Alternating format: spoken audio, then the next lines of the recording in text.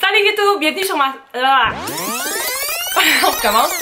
Salut YouTube, bienvenue sur ma chaîne. Je suis The Vibration Goddess. Pour ceux qui me connaissent pas, en fait, je suis une fanatique du bien-être dans tout ce qui touche au fitness, à la spiritualité, au self-love, à la loi de l'attraction. Ben, dans le fond, ça c'est ce qui me représente, c'est de quoi je parle sur ma chaîne. Fait qu'aujourd'hui, il fait vraiment fucking trop chaud chez nous. Pour vrai, j'ai la clim au max, mais on dirait qu'il fait 42-70 000 dehors.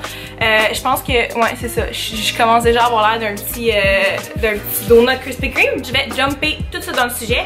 Ce que j'ai fait avec vous, c'est que sur mon Instagram, je vous ai, dans mes stories, dans le fond, je vous ai demandé de me poser des questions sur moi, sur la nutrition, sur whatever. Puis pour vrai, je suis vraiment, comme, je trouve ça vraiment cool les questions que j'ai reçues. C'est sûr que je vais pas pouvoir répondre à toutes, mais honnêtement, il y a beaucoup de questions là-dedans qui vont comme s'entrelacer. Fait que si ta question, si tu me poses une question puis que comme je la réponds pas directement, comme je dis pas ta question directement, mais tu vas voir que je vais sûrement répondre à ta question quand même parce qu'il y en a qui se ressemblent quand même.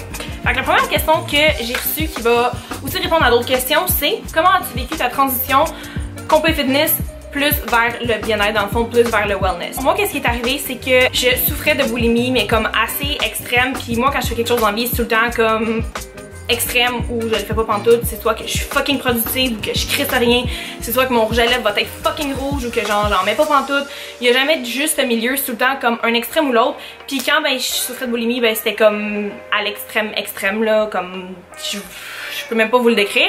Puis ce qui est arrivé, c'est que là j'ai commencé à m'entraîner, j'ai commencé plus à me tourner vers le fitness, puis encore une fois, comme je suis une fille un petit peu trop intense, mais ce qui est arrivé, c'est que je me suis dit, ok, fuck this shit, genre le fitness c'est trop nice, faut que je me lance dans le compé.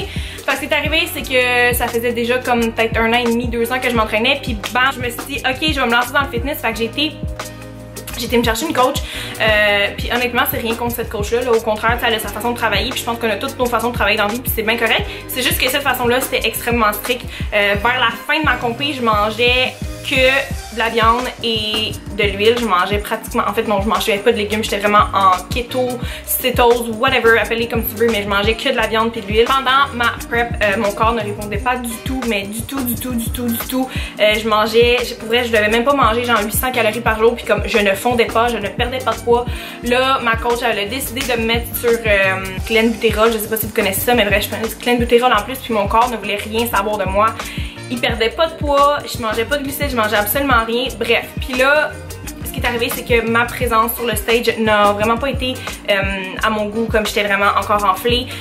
J'ai pris comme quasiment 10 livres juste avant d'embarquer sur stage là, avec le carb up que j'ai fait. Tu sais, je mangeais pas de carb, j'en ai mangé pendant comme un petit peu moins de 24 heures, puis j'ai vraiment comme gonflé encore plus que je l'étais. Fait que j'avais pris no joke à peu près 10 livres genre juste avant d'embarquer sur stage. Fait que vous pouvez vous imaginer à quel point c'était horrible. Puis qu'est-ce qui est arrivé, c'est que là, ben déjà mon corps était hyper méga débalancé. Mes hormones étaient fucking débalancées, mon corps comprenait fuck all. Puis ben, ce qui est arrivé, c'est que ma coach, elle m'a absolument pas donné de guideline. Elle m'a dit, ok, ben tu vas manger ça, mais comme aucune portion, genre, comme... C'était plus comme, ok, ben là tu peux manger mettons du poulet, tu peux recommencer à intégrer les légumes, puis genre dans 2-3 semaines tu vas pouvoir recommencer à manger du yogourt grec avec des petits fruits, mais comme j'avais aucun guideline là, comme je sais, pour ceux qui ont fait une compé, vous savez que quand vous sortez de votre compé, genre c'est super important, genre le after compé il est plus important que comme le protocole lui-même, c'est tellement comme tu te restrictes tellement quand tu fais une compé que quand tu sors de ta compé c'est tellement important que comme tu sois bien guidé, puis j'ai pas eu la guidance que je crois que j'aurais dû avoir. Dans la vie je suis vraiment bonne pour m'auto-apprendre des choses puis comme m'informer puis m'éduquer moi-même puis comme aller vraiment chercher les informations. Dans le fond ce que j'ai fait c'est que je me suis tournée vers la diète flexible, dans le temps j'appelais ça If It Fit Your Macros. Fait que j'ai dit ok gars j'ai rien à perdre, fait que j'ai commencé par compter mes macros, ok? Puis là, c'est là que mon autre question vient. C'est écrit, elle me disait, c'est ça, dans le fond, Roxane elle m'a demandé, parle-nous des macros, ça m'intrigue. Fait que c'est là que les macros sont entrés en jeu, c'est là que la diète flexible est entrée en jeu. Je me suis, no joke là, je pense que j'ai encore je me suis acheté comme 2 estis de gros livres, comme quand j'ai pris mon cours tout ça, j'avais 2 estis de gros livres, genre épais de même par rapport à ça. Je me suis informée par rapport à ça, puis pour vrai, avoir compté mes macros a littéralement sauvé ma vie. Les macros c'est quoi? Il y a 3 types de macronutriments, il y a les protéines, les lipides et les glucides. Fait que dans le fond, quand que je dis compter tes macros, c'est compter le nombre de grammes de protéines, compter le nombre de grammes de glucides et compter le nombre de grammes de lipides que tu manges dans ta journée. Il y a un calcul pour ça, dépendamment de ton poids, dépendamment de ton activité physique, dépendamment de ton but, si tu veux comme bâtir du muscle, si tu veux perdre du gras, peu importe. Comme tes macros, c'est genre, c'est comme la base de tout, c'est ce qui qu'il y a dans tes aliments. J'ai compté mes macros pendant 2 ans. Fait que j'étais rendue comme quand même pas pire. J'ai coaché des filles par rapport à ça aussi. Puis j'ai tellement eu de bons feedbacks, de centaines pour vrai. Faudrait que j'aille checker exactement combien de clientes que j'ai aidées là, mais des centaines et des centaines et des centaines de filles qui me disaient genre waouh Alex c'est fou, comme je vois plus la bouffe comme avant puis tout ça. Puis qu'est-ce que ça l'a fait, c'est que j'ai vraiment comme passé de la mentalité de fitness à genre j'ai de la misère à manger un céleri le soir à ok il y a pas de mauvaise puis de bonne bouffe, c'est vraiment juste en quantité, comme c'est la quantité qui compte. Parce que oui, comme je sais pas si vous saviez mais il y a un gars qui a perdu genre fucking 25 livres juste en mangeant aux États ça s'appelle des Twinks là je pense, c'est comme des petites les petits gâteaux vachons. Ben il a perdu comme 25 livres en mangeant ça juste pour prouver que c'est pas nécessairement qu'est-ce que tu manges comme qui importe dans une perte de poids, mais c'est vraiment la quantité de calories que tu manges. Là, c'est sûr que quand, mettons, tu manges juste des petits biscuits vachons, whatever, ben oui, tu vas perdre du poids, sauf que ton corps va être en manque de nutriments, de vitamines, de micronutriments. Micronutriments, c'est tout justement les vitamines, les minéraux que notre corps a besoin. Puis ce qui arrive aussi, c'est que quand moi, j'avais fait une diète comme strict puis normal avec ma coach, je comprenais pas qu'est-ce que je faisais, tu sais, elle me faisait manger du poulet, j'étais comme ok, elle me fait manger genre 80 grammes de poulet avec genre 2 cuillerées à thé de genre fucking huile d'olive, mais je savais pas c'était quoi, j'étais comme, tu sais oui je sais que c'est du gras, mais genre pourquoi, puis je comprenais rien. Fait que dans le fond c'est pour ça que je me suis informée parce que j'étais tannée de pas comprendre qu'est-ce que je faisais, puis j'étais tannée de pas savoir pourquoi est-ce que je mangeais juste une tasse de brocoli puis que je mangeais juste fucking 100 grammes de poulet, je voulais savoir pourquoi, puis j'ai juste compris avec la diète flexible que genre manger des carbs le soir c'est pas grave, manger des glucides, genre beaucoup de glucides c'est vraiment pas grave, c'est vraiment tout par rapport aux calories, puis comme oui manger un beigne de temps en temps c'est pas grave, puis oui manger un hamburger de temps en temps c'est pas grave, puis oui manger une frite c'est pas grave, tu peux quand même atteindre tes buts. Fait que dans le fond c'est ça des macros, c'est juste de comprendre que perdre du poids c'est littéralement des mathématiques puis c'est littéralement un calcul. J'ai compté mes macros pendant 2 ans. Puis à un moment donné, je me suis dit, ok, je vais essayer le intuitive eating. Le intuitive eating, c'est vraiment comme, ok, ben je vais manger selon ce que mon corps me demande. Puis là, j'étais de plus en plus dans le yoga, dans la méditation, dans la spiritualité, dans la voie de l'attraction, puis tout ça. Fait que j'étais vraiment plus in tune avec mon corps puis avec moi-même. Fait que je me suis dit, ok, écoute, j'ai compté mes macros pendant 2 ans. Je commence pas mal à savoir comme que tel aliment contient tant de lipides, puis tant de glucides, puis tant de protéines. Fait que je me suis lancée en faisant, quand je fais du intuitive eating. Donc je mange selon mon intuition, j'écoute vraiment qu'est-ce que mon corps a besoin, qu'est-ce que mon corps veut. Puis je suis quand même pas pire pour gager mes calories dans ma journée parce que j'ai compté mes macros pendant au-dessus de 2 ans, 2 ans et demi. Fait que ça a vraiment été comme mon cheminement. Je pense que honnêtement, j'ai vraiment beaucoup de gratitude pour le parcours que j'ai eu puis pour de où je suis partie. Puis oui, j'ai été boulimique, puis oui, j'ai passé par une compé qui m'a scrappé bien raide, mais si j'avais pas vécu ça, je me serais probablement jamais tournée vers les macros, puis par la suite, je me serais probablement jamais fait assez confiance pour manger selon mon intuition parce que ça a tout le temps quelque chose que comme je comprenais pas puis qui me faisait vraiment peur de truster mon intuition. C'est vraiment toutes des péripéties qui ont fait en sorte que je suis rendue là aujourd'hui. Puis oui, ça a été tough. Oui, j'ai sué, oui, j'ai rushé, oui, j'ai eu mal, oui, comme j'ai vraiment souffert pendant mon parcours. C'était vraiment pas le fun. Sauf que tout ce parcours-là a fait en sorte qu'aujourd'hui, je suis rendue où ce que je suis, puis je suis capable d'avoir une aussi bonne relation avec la bouffe, puis je suis capable d'avoir une aussi bonne relation avec mon corps. Puis je comprends aussi d'avoir passé par le monde de fitness, puis d'avoir vu c'était quoi le monde de fitness, de m'aimer même si j'ai pas l'air de qu'est-ce que ces filles ont l'air, parce que honnêtement, puis comme si tu fais du fitness puis que tu regardes cette vidéo en ce moment, sérieux, comme hands down, j'ai tellement de respect pour qu'est-ce que tu fais puis le sport que tu fais, puis je trouve que c'est un sport qui est incroyable parce que ça prend vraiment beaucoup de discipline, beaucoup de volonté, beaucoup genre de, ça prend du chien dans le nez pour comme arriver à atteindre une shape comme ça, puis je trouve ça fucking incroyable. Sauf que moi personnellement, je sais que ça m'a scrappé ben raide ici parce que je pensais que c'était la seule shape qui était belle, puis j'étais tellement devenue obsédée avec la bouffe qu'à un moment donné, genre ça a fait vraiment du bien de décrocher de ça, puis vraiment au lieu d'aller d'un point de vue fitness, d'aller plus vers un point de vue comme bien-être. Tu sais, comme oui, mon corps aujourd'hui, c'est peut-être pas le corps parfait de fitness, c'est peut-être pas le corps comme que toutes les filles rêvent d'avoir ou whatever, mais est-ce que je suis bien dans mon corps, puis c'est vraiment ça que je veux transmettre aux filles, de comme d'apprendre à être bien dans leur corps, même s'ils n'ont pas un corps de fitness que genre les filles sont ces 6 packs avec le petit gros cul puis genre tout parfait, comme c'est vraiment dur mentalement d'aller là, puis c'est comme beaucoup de filles sortent de là puis après ils vont vraiment vers justement un mode de vie plus bien-être parce qu'ils ont vécu c'était quoi être dans le monde de fitness puis ils ont vu comme les arrière-scènes. Par la suite, j'avais eu des questions dans le fond concernant le fait que je fais du jeûne intermittent. J'ai fait un blog hier justement par rapport à ça, le jeûne intermittent, comment ça fonctionnait, qu'est-ce que c'est, puis j'ai quelqu'un qui m'a demandé quand que je jeûne, justement, c'est pendant combien de temps que je vais jeûner. Mais dans le fond, moi, c'est simple. Je vais tout le temps commencer à manger alentour de 1 heure. Ma période d'alimentation va tout le temps maximum durer 8 heures. Fait que souvent, ce que je vais faire, c'est du 8 heures que je vais manger, puis du 16 heures que je vais faire un jeûne.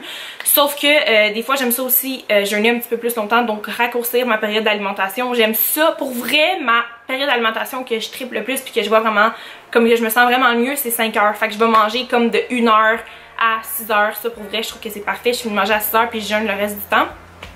Puis, tu sais, quand je dis jeûne, là, j'en peux pas associer ça à l'anorexie ou whatever. C'est juste pour des bienfaits vraiment, comme en termes de bienfaits de santé. J'ai écrit un blog, comme j'ai dit, par rapport au jeûne intermittent. Je vais tout laisser ça dans la boîte de description en dessous. Je vais laisser le lien de mon blog. C'est vraiment un outil, c'est pas une diète. Le jeûne intermittent, c'est vraiment un outil que vous pouvez ajouter au mode de vie que vous avez en ce moment dans le fond, puis moi ça m'a vraiment aidé. Earth Angel, elle m'a demandé est-ce que de consommer de l'alcool ça te déconnecte? Ok, ça je trouve que je pense que quand elle parle de déconnecter, elle parle spirituellement de déconnecter.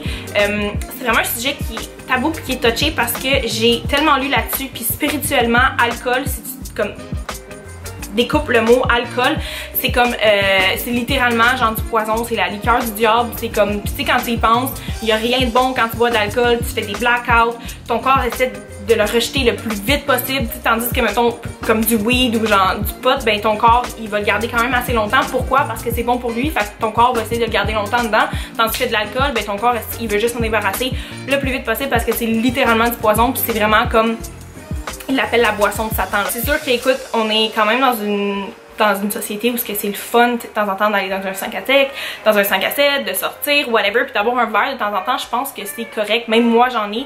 Tu sais, je suis consciente que c'est pas comme quelque chose qui est bon pour mon corps, puis je suis consciente que c'est du poison, sauf que c'est pas quelque chose que je fais en extrême non plus. Puis tu sais, quand je vais en prendre, ben je vais essayer de comme peut-être me limiter à maximum 2 fois semaine, puis même souvent comme je vais pas boire du tout, puis là ça va arriver que je vais boire mettons 2 journées back à back. Puis tu sais, quand je bois, je vais faire attention mettons de comme prendre au moins de l'alcool clair, fait que je vais boire du gin, de la vodka. Mais ça reste que, oui, ça te déconnecte d'un sens. Je pense que c'est correct de vivre quand même, puis de quand même avoir des expériences. Tu sais, c'est le fun de prendre un verre avec tes amis. Fait que tu sais, c'est sûr, ça dépend jusqu'à quel niveau tu veux être spirituel ou jusqu'à quel niveau, whatever. Mais moi, je pense que c'est pas une mauvaise chose de temps en temps de prendre un verre avec mes amis. Ça me fait du bien, j'ai du fun, puis je trouve ça cool des fois de prendre l'alcool. Fait que oui, ça va te déconnecter, mais c'est juste de pas le faire comme en excès non plus. J'ai quelqu'un qui m'a demandé la bouffe à éviter pour perdre du poids. Ah, ben là, j'en ai parlé un petit peu tantôt, mais en fait, si tu comptes tes macros, tu vas réaliser qu'il n'y a pas nécessairement de bouffe que tu dois éviter pour perdre du poids. C'est juste de vraiment y aller raisonnablement. Dans le fond, perdre du poids, c'est vraiment juste un calcul mathématique. Qu'est-ce que tu dépenses dans ta journée? Si tu manges moins que ça, ben tu vas perdre du poids. Si tu manges plus que qu'est-ce que tu as dépensé dans ta journée, tu vas prendre du poids. Fait que si toi, ça te tente genre dans ta journée de manger comme, je sais pas moi, genre 3 beignes à 400 calories chaque, puis que ça te fait genre 1200 calories, ben t'as pas grand chose pour le reste de ta journée, ben tu peux quand même perdre du poids même si tu as mangé ces 3 beignes là. C'est juste que ben tu vas probablement pas manger gros le reste de ta journée, puis tu vas probablement juste comme avoir vraiment faim. Il y a pas d'aliments que tu dois éviter, c'est juste d'y aller vraiment logiquement, puis pas juste comme manger 872 beignes puis juste comme d'en manger un de temps en temps, puis d'avoir une frite de temps en temps, puis d'avoir un hamburger de temps en temps. Il n'y a pas d'aliments vraiment à éviter, c'est vraiment juste d'y aller avec un calcul mathématique. Fait que c'est pour ça que moi, compter mes macros, ça m'a tellement fucking aidé. Puis c'est pour ça que je coach des filles avec ça, puis que je coach des filles, puis que j'essaye le plus possible de répondre les macros, puis d'apprendre aux gens comment compter leurs macros, parce que c'est un outil que tu oublies jamais, puis que tu as tout le temps, puis que comme une fois que tu as appris, ben personne peut te l'enlever, puis après ben tu peux te tourner vers la nutrition intuitive, puis ça c'est la vie. J'ai une fille qui me demandait qu'est-ce que je faisais quand j'avais une méga rage de bouffe. Dans le temps dans le fond que j'étais boulimique. Pour vrai, ça c'est vraiment quelque chose que j'ai tout le temps eu de la misère avec mes rages de bouffe. J'en avais vraiment beaucoup. Puis j'ai lu un livre qui s'appelle Brain Over Binge, puis ce livre-là m'a appris que quand j'avais une envie de binger, c'était pas moi qui demandais de binger, c'était vraiment comme ma petite voie de survie. Okay? On a comme 2 parties dans notre cerveau, c'était comme la 2e partie dans mon cerveau qui me demandait de binger, puis comme que j'avais une urgence, puis tout ça.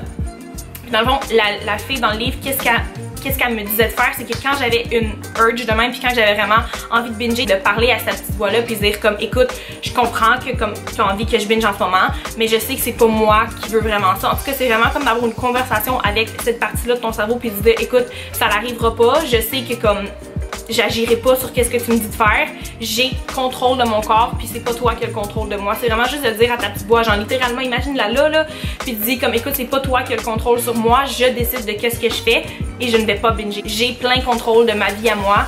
Donc je ne vais pas genre binger. Moi ça m'avait, pour vrai ça m'avait vraiment aidé, puis j'avais l'impression vraiment que je reprenais contrôle de moi-même, puis c'est vraiment comme ça que j'en suis venue à plus binger aujourd'hui. Je vais répondre à une dernière question. Aimerais-tu te faire une chirurgie plastique? Pour vrai, avant, dans ma mentalité de genre il y a un an, je t'aurais dit oui, je t'aurais dit je veux me faire les seins, je veux me faire ci, je veux me faire ça, je veux me faire injecter là, blablabla.